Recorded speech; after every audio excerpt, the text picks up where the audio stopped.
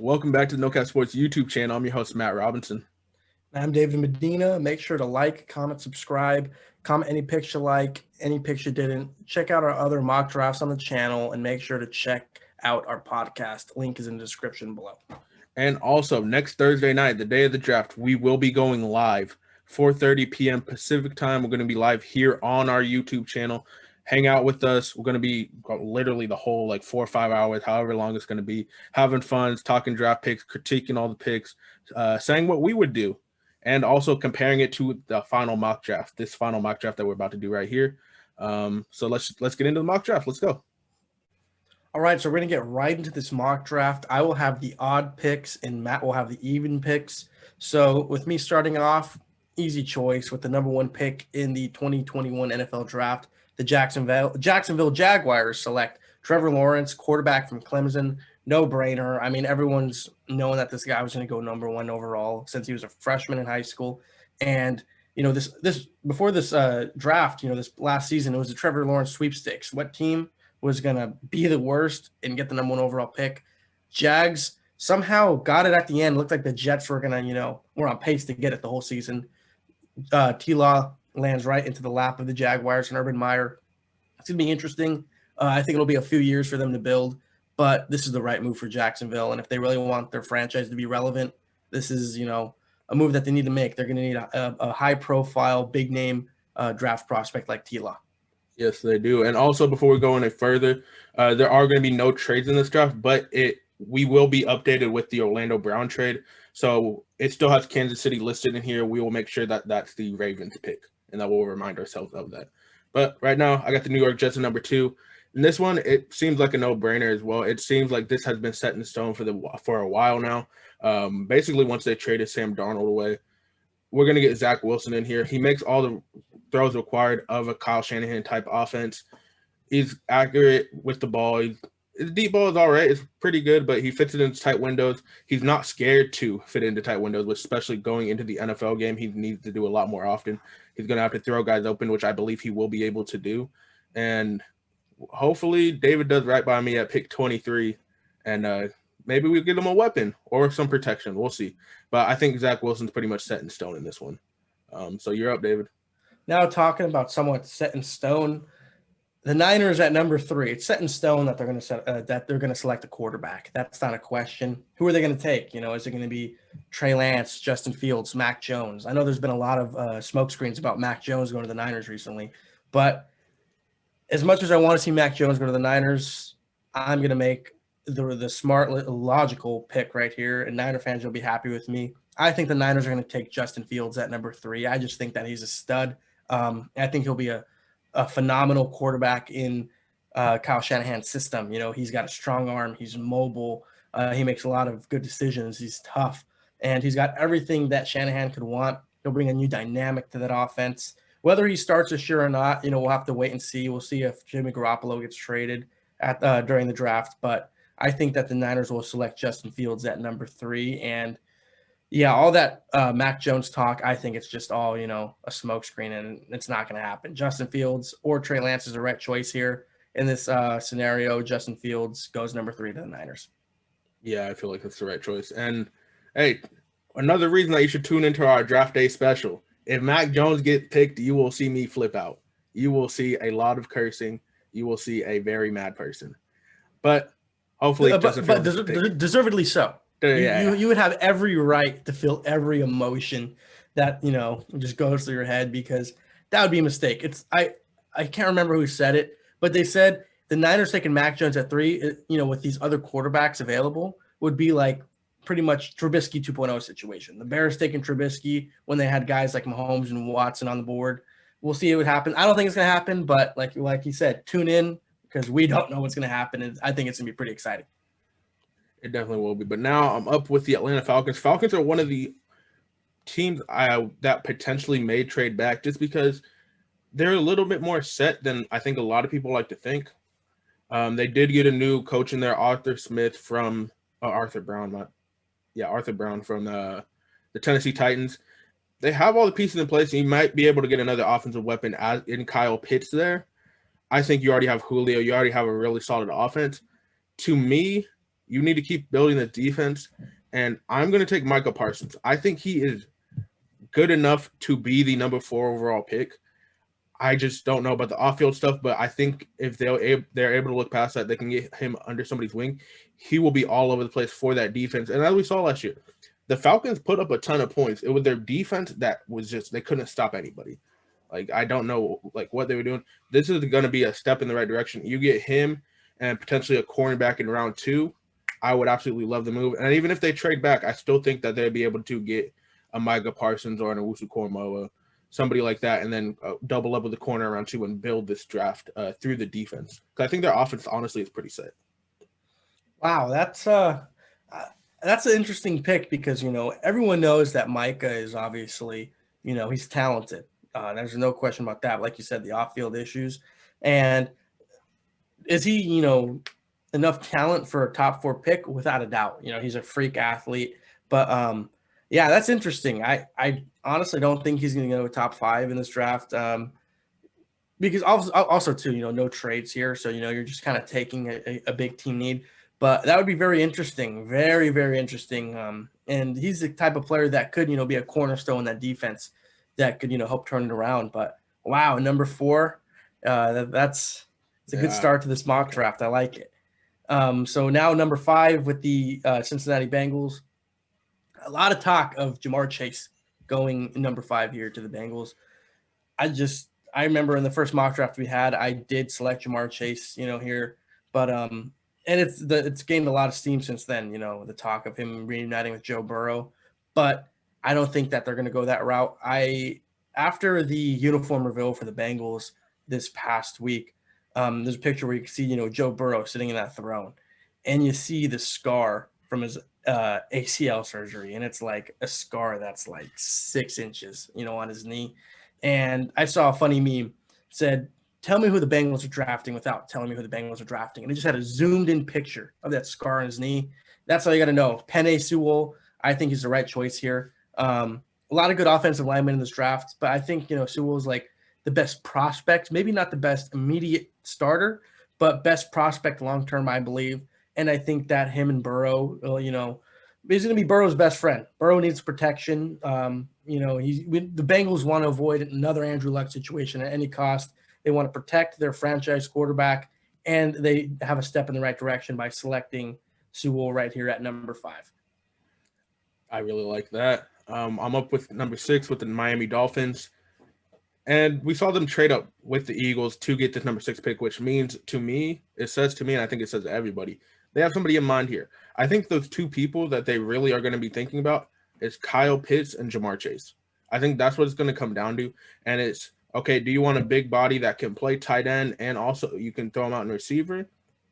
Or do you want somebody that I think Ja'Marr Chase can also be a safety net. With the type of routes he runs, the type of physical play he has, I think he can also be a really good safety net. And I think that's the way I'm going to go. I like Ja'Marr Chase. I think they do sign Will Fuller, but I think Will Fuller is a 1-year deal. He's going to be somewhere else next year. I think Ja'Marr Chase in year 2 will be able to step into that number 1 role and be a safety net. I absolutely love his game. Doesn't burn people, but he's just so super physical, wins a lot of 50-50 balls, and just wins on most of his routes, even if he doesn't create the most separation. But yeah, you need to get Tua weapons, as we saw last year. I don't know. He was going through growing pains, and so hopefully Tua in year 2 takes those necessary steps needed. And I think you could just help him out a bunch by just getting him the best receiver in this draft in Ja'Marr Chase. I like that pick a lot right there. Everyone knows that the Dolphins need weapons.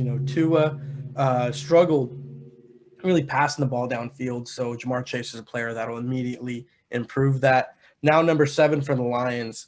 The Lions made a switch up this year, obviously trading Matt Stafford after 10-plus years. They have Jared Goff now. Is he the long-term situation?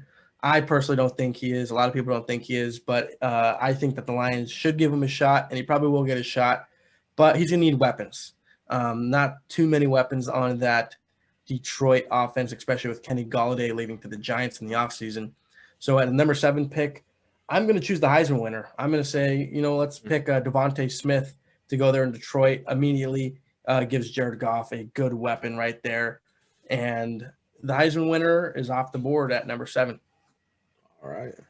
I like that move for them. And honestly, the weight concerns, I know I don't think it'll be a huge deal for him, but I don't know if you saw the medical recheck. He weighed 166.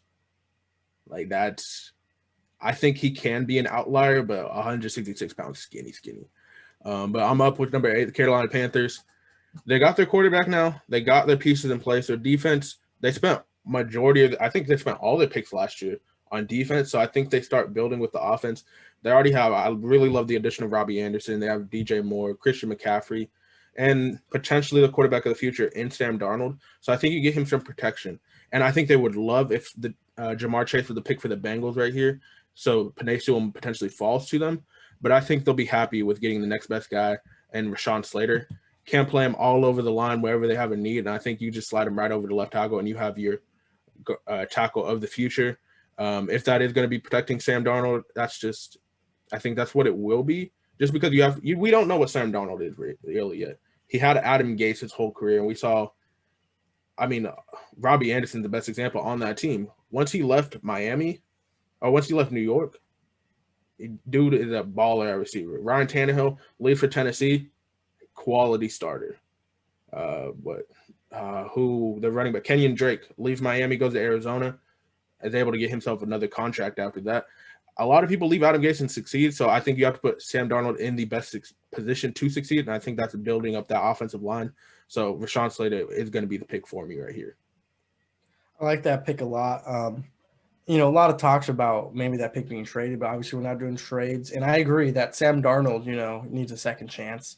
And I think that Carolina gives him a good opportunity for that. So now moving number 9 to the Broncos. Micah Parsons is off the board.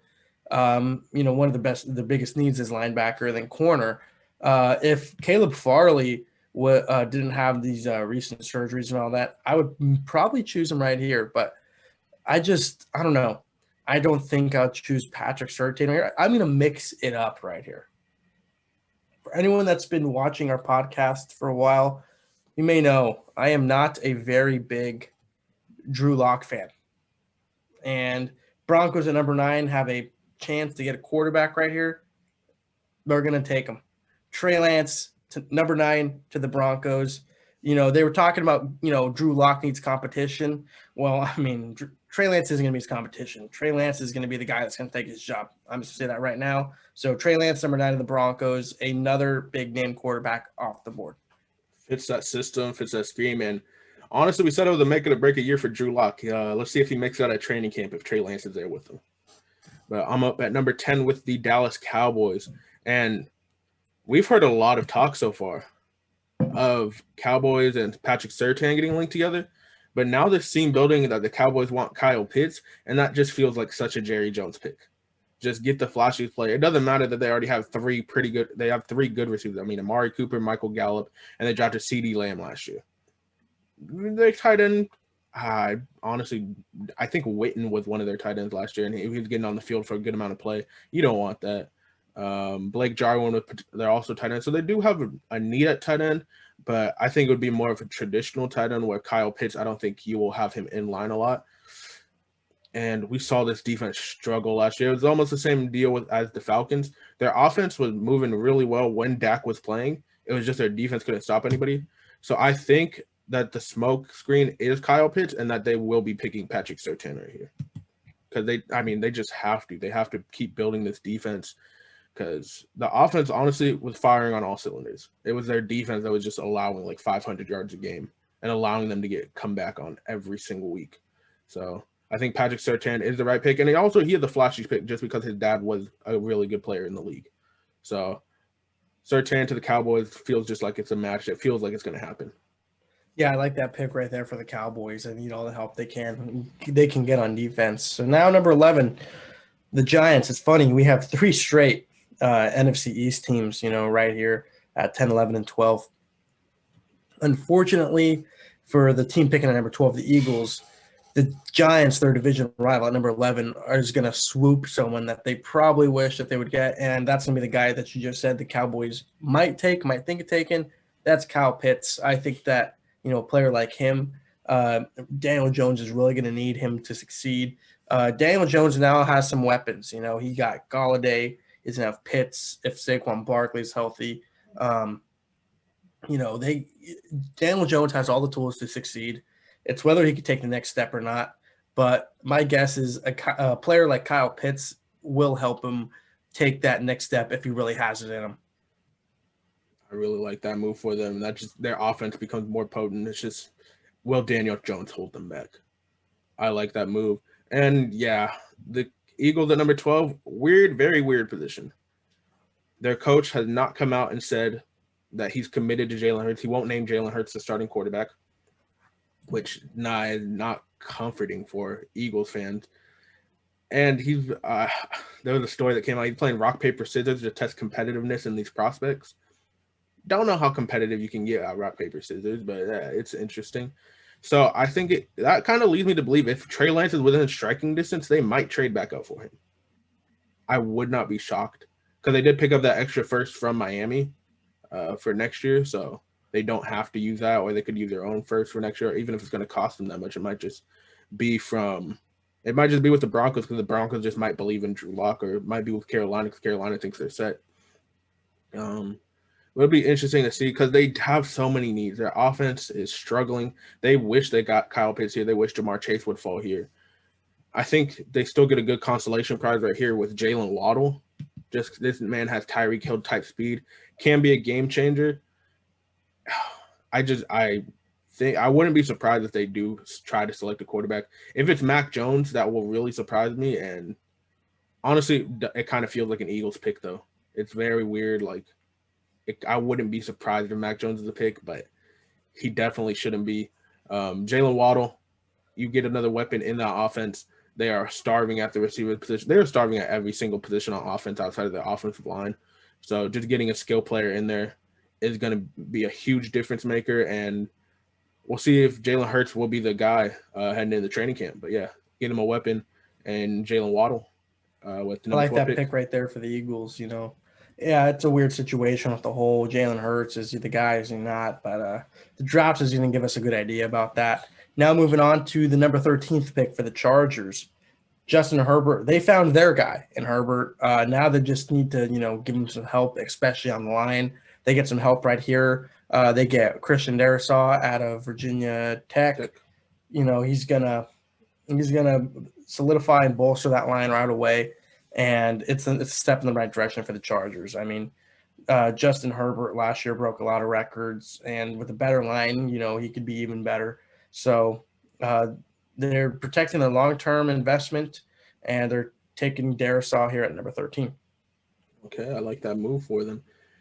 Number 14 with the Vikings, another weird team. We talked about them in our last podcast. They're kind of sitting in no man's land. Their offense is pretty well. Their defense is starting to age. And I'm going to go a different route. Usually we get them some offensive line. We get some sort of protection for Kirk Cousins. I don't think their offensive line was atrocious last year. I think it can be middle of the road, even if they select. And this is a deep tackle class, so I think they can get a potential starter in round 2. So I'm going to go and fix something else for them. I'm going to get them an edge rusher. I'm going to put Jalen Phillips right here. I know he has a lot of medical red flags, but he has all the talent. If he didn't have any of those red flags, I would think he'd be a comfortable pick after basically the 10th pick. But because of those red flags, honestly, he might not even be in the first round. He might slip out of the first round just because of all the concussions he had to medically retire. But I think, especially with Mike Zimmer, his seat's getting a little bit warmer every year that he doesn't get over the hump. I think you have to get some new talent in there. They lost Yannick Ngakoue. Have him on the other side of Danielle Hunter playing that Everson Griffin role. And I think this defense gets back on track, and the offense was rolling last year. So I think putting Jalen Phillips on that defense will make them a little bit more scary again. Wow. That would be a big pick right there. You're right. He's a very interesting prospect. It's going to be interesting to see where he goes in this draft. Like you said, he could range from, after 10 all the way to the second round. It's going to be interesting to see where he lands. Now, speaking of another interesting player where he lands, it's funny. This player, no one really knows where he's going to go, but to a lot of people, he already kind of feels like a New England Patriot. It's going to be the 5th quarterback taken in this first round. everyone knows who it's going to be. It's going to be Big Mac. I Mac thought you Jones to the Patriots at number 15. thought it was potentially going to be Davis Mills. That would be interesting too. I don't know why his name is picking up so much steam, but yeah, I like the move for them. Mac Jones, number 15 for the Patriots. Like, you agree that for some reason he kind of feels like a Patriot? I mean, it's because they've had a boring white quarterback for such a long time that you just put another one in there. Mac Jones just fits the mold. I don't know. Yeah. But I mean, what that mold 15. And that I've known was literally just Drew Bledsoe and Tom Brady, Matt Castle, Brian Hoyer. Like, he kind of just fits that Jimmy type Garoppolo. Of person. Jimmy G, yeah. He just fits that type of, like, person that they're looking for. So we'll see what they go, but I wouldn't be surprised if that happened. But right here, number 16, the Cardinals. This one's an interesting one. They almost, I don't know, we can't call Isaiah Simmons a bust, but he did not get any playing time until near the end of last year. And near the end of last year, he started playing all right. It wasn't too bad. Their offense, they do have some offensive line needs, but they haven't really prioritized that over the past couple of years that they've had Kyler Murray. So it wouldn't surprise me if they don't go there. Right now, I do think Caleb Farley potentially, but I just don't know with his back injuries. Who do we have on the board here? ETN, Ojolari. I think that they're going to surprise people, and they're going to go traits over anything, and they're going to take J.C. Horn. J.C. Horn here was, for the longest time, a match made in heaven. It was like the Patrick Surtain to the Cowboys. Like, J.C. Horn just kept getting mocked to the Arizona Cardinals. And I think people they saw it so much that they just stopped doing it. I would not be surprised as a pick because he's super athletic, super rangy, and he can do everything you want. He just is a little bit too touchy feel. Like, he just holds a little bit too much, which is something that I think can be coached out of him. They lost Patrick Peterson. They have an opening in their secondary.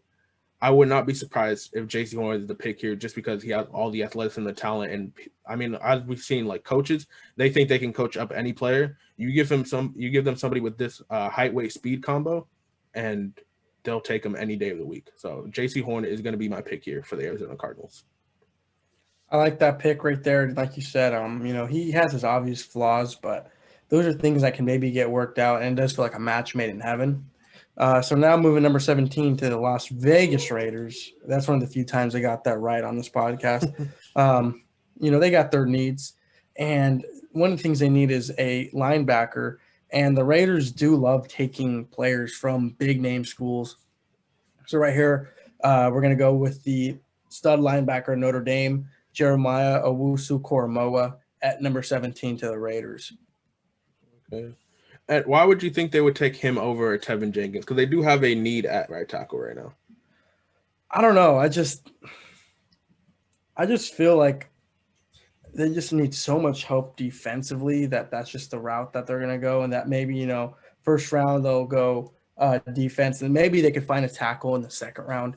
I mean, I do know that they overhauled their whole offensive line this offseason, but I just feel like for some reason defense is just such a glaring need for them.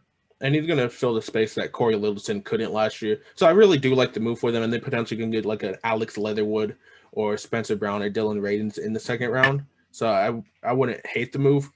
And I really do love Owusu-Koramoah's game. They do need just an influx of talent on that defense. So I wouldn't be surprised there. I do like that pick. Number 18 with the Dolphins, we got them Jamar Chase earlier, I believe. I'm just double check that real quick. Yep, Jamar Chase earlier. Edge rusher is a need for them. Running back, you don't take a running back first round. Linebacker, if Owusu-Koramoah was here, that would be an interesting landing spot for him. We have Browning, Jamin Davis, Collins. I don't like those. I'd have to look at the roster to see what they really value in edge rusher if they look for size. If they're looking for size, it would be Kwity Paye or Russo. Let's see what we'll do here. Who do we still have on the board? I think they're the team. Yeah, they're the team that'll take a flyer on Caleb Farley right here. Because they don't need a cornerback right now. They have Xavier Howard, who had 10 picks last year. They have a solid secondary. I think you just throw him in there just to see if he works. And if he is your number 2 or 3 corner, that's amazing. And he doesn't have to, especially on the defense, he'll be allowed to ball out. And even if he's not on the field all the time, the defense can compensate for that. He has all the talent. You worry about his back, but I think the Dolphins, they have enough picks in this draft that they are able to take a flyer in the first round on Caleb Farley. I do like that pick right there. Like you said, the fact that he's not such a need, he's almost like a luxury where, like you said, even if his health problems still kind of a little concerned, but they don't need him all the time. I mean, if he's a guy that you're subbing in and out, that's a pretty good player, to have as a depth player somewhat. And I like that pick right there. So now moving to number 19, the Washington football team. It says right here, one of their biggest needs is offensive tackle, and they're going to go with the guy that the Raiders didn't take, and that's going to be Tevin Jenkins. And I mean, I think that the Washington football team can be kind of exciting to watch this year, especially with Fitzmagic. They got a solid defense. They do have some good players on that offense. They have Antonio Gibson, Terry McLaurin, and they're just players. I feel like also when they play for Fitzmagic, they play with a little more heart. And last year, that Washington football team showed that how much heart they had, and I think that they could be pretty decent. And Fitzmagic gets a nice piece on the offensive line with an absolute mauler in Tevin Jenkins. Yeah, their whole team is young, so they're taking that next step next year, and they might make the playoffs with a winning record. But yeah, moving to number 20 right here, the Chicago Bears. This one's a weird place to be. Like, they are not good, but they made the playoffs last year. Their defense they've been known for their defense over the past few years. It's just trending downwards. They had to release Fuller this past year. Their offense, I mean, Andy Dalton's QB1. It's kind of just like we're waiting for next year already. Like, it's just going to be a rough season for Bears fans. I've said it multiple times. They're probably going to have a top 10 pick next year. So, to me, you choose best player available. You don't really have to go for need. There's not too many people I love here, though. I think they might be a potential trade down. And one of these teams right here potentially trades up and gets the tackle that they want. But since we're not doing any trades, I'm staying here. This is going to be a rough one. Who do we have at tackle right now? Radens, Eichenberg, Mayfield. I'll take Liam Eichenberg right here. You just get somebody you can plug and play. He's going to be solid, and you just wait for a quarterback that you're going to draft next year, because this team is going to need a whole overhaul. So I wouldn't be surprised, but I think they just take whoever they believe is the best tackle available. And that potentially is Elijah Vera Tucker, but I think you get a true tackle in Liam Eichenberg right here, and you just plug and play him and hope that you just lose so you can get a good pick next year. So, yeah, like you said, this is a very deep offensive tackle draft, and I've heard the Colts kind of connected to Eichenberg, so if, he does get taken right before them, I feel like, looking at some of these options, there is possible guys that they could select in the second round. But the another big need for the Colts is a receiver. And, seeing here, if a player, if there's not really an offensive lineman that they truly, are in love with right here. And like I said, if they, feel like they can get someone in the second round, if this player is here, this receiver, I could see them taking it. I think that, he could add a good dynamic to that offense is Rashad Bateman. I'm going to take Rashad Bateman here at number 21. That Colts wide receiver core with T.Y. Hilton, you got Michael Pittman, Zach Pascal, and Parrish Campbell. Parrish Campbell is a guy that you got to kind of assume that he's had health problems his whole NFL career. So you got to assume that there's a chance that he's probably going to miss time. And with T.Y. Hilton, he is getting old, has been missing, time lately. Pittman was hurt a bit last year. Only one that's really, truly reliable health-wise has been Zach Pascal. I feel like Pittman will have a big role next year, but I feel like if you add Rashad Bateman into this mix, it's going to, be another receiver that Carson Wentz could rely on, because this whole team is going to, how good this team is going to depend on if Carson Wentz can find, get his head straight. That's the biggest thing. And a weapon like Rashad Bateman could help him with that. So he definitely can. And we talked about it on the show yesterday, our latest show. they are a potential trade back team too because they don't Mhm. love picking in the first round, especially with Chris Ballard. But moving on, number 22, right here, Tennessee Titans. They do have so many offensive needs, and Terrace Marshall is right here. But I think they also have a defensive needs because their cornerback situation, honestly, is looking really bad for me. I think you can find a receiver in the second round. You can find a new tight end in the second or third round. I think cornerback is a little bit top heavy because, I mean, we look at after. I don't think Stokes, Asante Samuel Jr., I think all these guys are mid-second round picks. I just don't love them. I like Greg Newsome enough that I think he will work his way into the back half of the first round. I love his style. I love his technique. I love his size, especially on this defense. Their offense is going to take a step back, but I think if they get maybe, I'll look at the receivers real quick, but maybe Elijah Moore or not too many people. Dami Brown, if he falls that far, Amon-Ra St. Brown honestly would be a solid number 2 for them. And then maybe like a Tommy Tremble in round 3 or 4. I think that'll be good replacement options. And to me, cornerback is a bigger need over a wide receiver because they at least have one wide receiver in AJ Brown. They have no proven cornerbacks. I think we go throw Greg Newsome in there, and he's going to be there. He's going to be one of their starting quarterbacks next year. I like that pick right there for the Titans.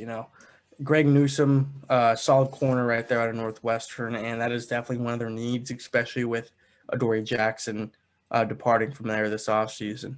So number 23 for the Jets, you told me that you hope that I do well for them and that I match someone up. They took Zach Wilson. Who did they sign? They signed Corey Davis in free agency, if I'm not mistaken. But they still need some help at receiver, and I feel like Corey Davis is a big body receiver, so Terrace Marshall is very similar to him. So I think that they'll maybe go a different type of receiver, and let's go with Kadarius Toney to the Jets right there. Terrace Marshall, like I said, very similar to Corey Davis. Toney, a little bit like 6 foot, I think, so a little bit smaller, but very fast. And I think that the Jets need a weapon like that, and a speedster is going to help Zach Wilson from day one. Having a big guy and then a speedster on there. So Kadarius Toney is the pick to the Jets at number 23. A nice speedy guy, and those always work in Kyle Shanahan's offenses, is type offenses. But number 24, Pittsburgh Steelers right here. And they want to have an emphasis on running the ball next year, especially with Big Ben getting another year older. His arm's not what it used to be. To me, that would signify build through the trenches. But I don't think that's what they're going to do. I think they're going to select a running back in the first round. All the smokes around Najee Harris, I'm going to put him there just because it's one of those matches where it just fits. Najee Harris in a Steelers uniform feels like it's meant to be. And I don't know. It feels right. I think they can get a tackle in the second round. As we said, this is a deep tackle draft, so I don't think most of our mock drafts, you'll see us draft a lot of tackles. I think since the tackle class is so deep, we might not see a lot of tackles go until the end of round 1 and potentially beginning of day 2. So I'm going right here of what we've been hearing, what we've been seeing, and all signs are pointing towards Najee Harris. So Najee Harris to the Pittsburgh Steelers will be the pick. Prophecy has been fulfilled. Yeah, We've been talking about this since like mid-season, just how well of a fit it is. I love that pick, especially with Big Ben getting old. Last year they really didn't have a reliable run game, and I think that Najee Harris would fit perfect in Pittsburgh. Love the pick. And now to number 25 for the Jacksonville Jaguars. So they got their quarterback at number 1 with Trevor Lawrence. Now they need to, just find any player that could, help them. And offensive tackle and wide receiver are big needs for the Jaguars. And there's options here. There's definitely options here, but I'm going to go with a little bit of a wild card. I'm going to go with some help for the Jags on the pass catching side. And we're going to go with Terrace Marshall to number 25. I was thinking between either Rondelle Moore or Terrace Marshall, but I mean, Marshall, big body. And also too, he's pretty fast and quick too. I mean, his 40 time is pretty good at his pro day. I think that, he'll be a really good weapon for Trevor Lawrence. He'll be, alongside Laviska Shenault and Trevor Lawrence will have two decent weapons right off the bat in Jacksonville. All right, I'll see what happens because, I mean, I'm a big DJ Chark fan myself, but he is kind of a little bit more skinny bodied. Well, I think Terrace Marshall has a little bit more build to have that durability.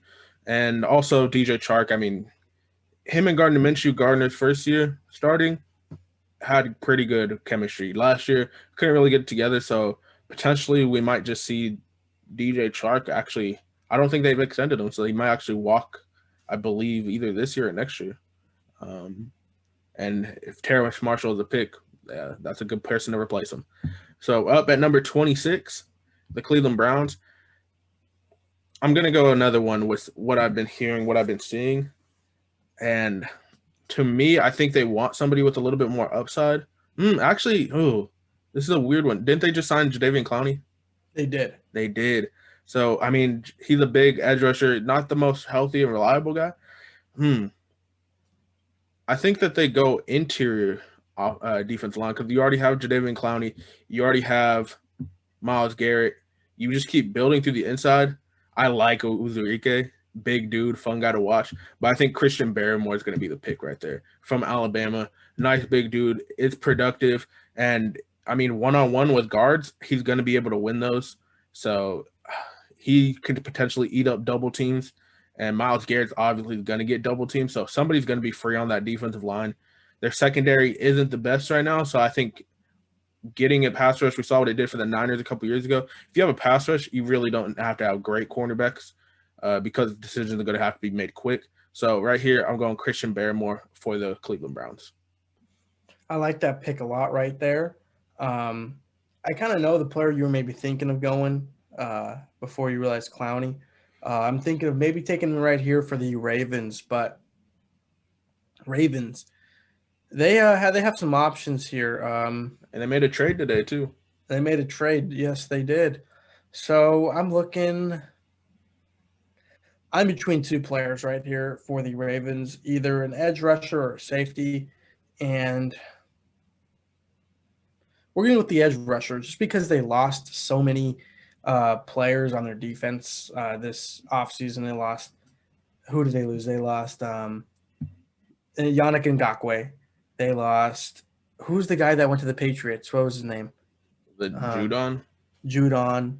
Yeah. And I feel like they lost someone else. So we're going to be filling in that edge role there for them. We're going to be taking Gregory Rousseau at number 27 for the Ravens. I feel like he's just a good fit there in Baltimore. And they're lacking a pass rusher right now after this offseason. So he could fulfill one of those needs there. All right. I'm up with number 28, the Saints. Saints don't have too many needs, really. Cornerback room's all right. I don't love the cornerbacks that are here right now. Edge, Kwity Paye is here. They do need someone to take over the Trey Hendrickson role because he just left. They re-signed Marcus Williams. They have him on the franchise tag, so they potentially could get rid of him. As I've said, I don't like the upside of Kwity Paye. I just don't. I think he'll be a solid run defender in the league, but I don't ever see the pass rush coming. So I'm going to go with somebody that's going to be a good guy off the edge, and Azeez Ojulari right here. Hot guy coming quick off the edge, going to be a difference maker for them, and he's just going to be a situational pass rusher for them. That's really all they need right now. So I think over the next couple years, we'll see what their offense looks like. Potentially could go receiver right there, but I think they just get somebody that keeps their offense afloat because we saw like the whole past decade, their defense just be atrocious even when their offense is on. Don't know what they're going to do at quarterback, but you get Azeez Ojulari coming off quick off the edge. I think that's going to be a fun one to watch. Yeah, I like that pick right there for the Saints. Now moving on, number 29 to the Packers. They need some receiver help, and it's funny. I remember having the Packers pick in some of our earlier mock drafts and choosing some bigger body receivers because I said it just kind of fit the mold of what the Packers run their offense. But I'm going to mix it up right here a little bit. I'm going to be selecting a first-round receiver for the Packers. That's something they don't do ever with Aaron Rodgers. And it's not going to exactly fit the mold of your typical Packers receiver. We're going to go with Rondelle Moore, the smaller receiver out of Purdue. You know, health issues might be a little bit of a problem. A lot of people just kind of concerned with it, but he's a dynamic player. He's a playmaker. He's fast. He's elusive, and I think that he could be a game changer on that Packers offense. Yeah, the big Rondelle Moore, standing all 5'7". Yeah. But he can be a gadget guy, and especially in the LaFleur system, which is off the Kyle Shanahan system. So small, fast guys tend to work out well. So I wouldn't be mad if they made that pick. Right here, I mean, their two big needs listed here are cornerback and edge rusher, and I definitely think that is. I mean, receiver, they have they got rid of John Brown and replaced him with Emmanuel Sanders. They have Cole Beasley. They have Stephon Diggs.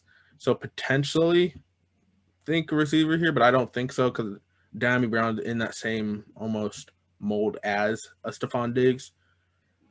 Corner, I've said I don't love the corners. If Caleb Farley falls this far, which I definitely think is a possibility, I think this is a potential landing spot for him.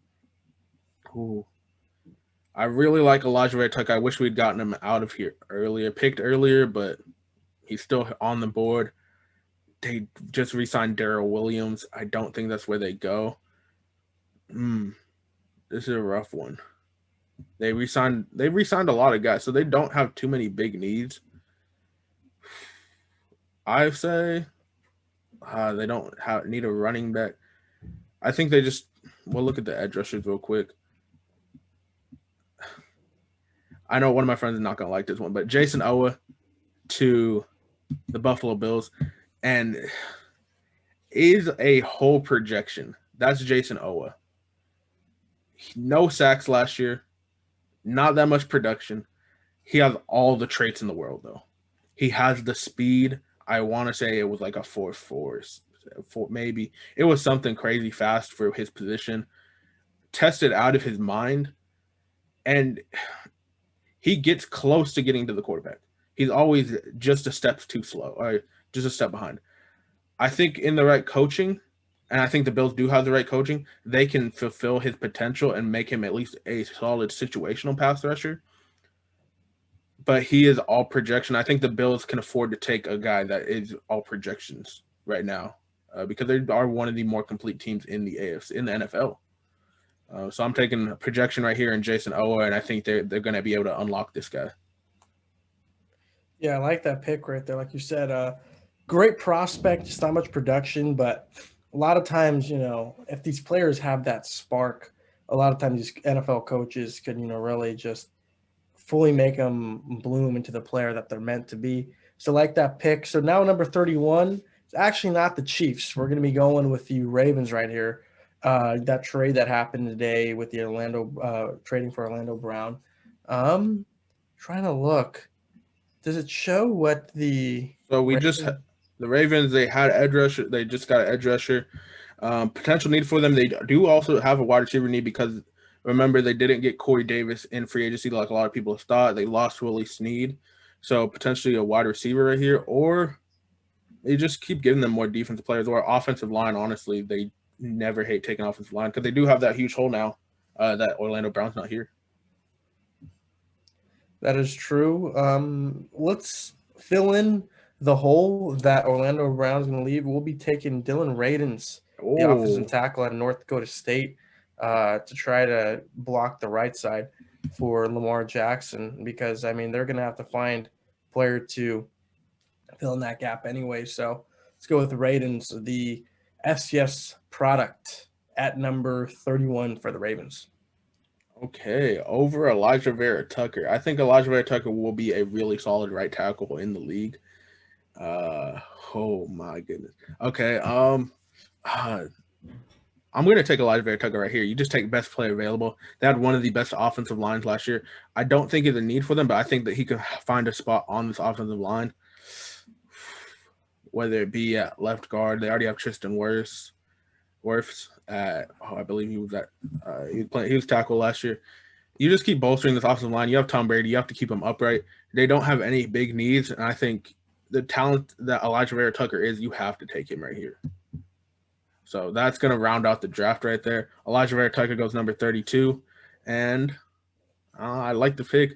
I think Tampa Bay, honestly, they're just going to pick best player available because they're literally bringing everybody back from last year. So that wraps up the draft. All right. Are you ready for the real draft to happen now? Hell yes, I'm ready for that real draft. I'm really looking forward to it. These mock drafts are a lot of fun to do. And sometimes, they could have some wild picks in it. And for some reason, I have a feeling that this draft might have a lot of crazy stuff going on. I feel like last year's draft was supposed to have a lot of crazy stuff, never really happened that way. So I feel like this one will make up for that. And this next week is going to feel like a month. It's going to be really long. All right. And I'm going to be saving this one. We'll call it the 2021 final mock. And we'll compare it on draft night. At the end of draft night, we'll look back at this and see how far off we were. All right. But as we said, we're going to have a draft show 4:30 p.m. the day of the draft for round 1. Potentially doing day 2 and 3, but we are definitely doing round 1. 4:30 p.m. Pacific time, Thursday night, April 29th. Come tune in. Come hang out with us. We'll be talking draft, anything NFL related, and just having a lot of fun in there. So until then, we'll see you guys later, and have a good one.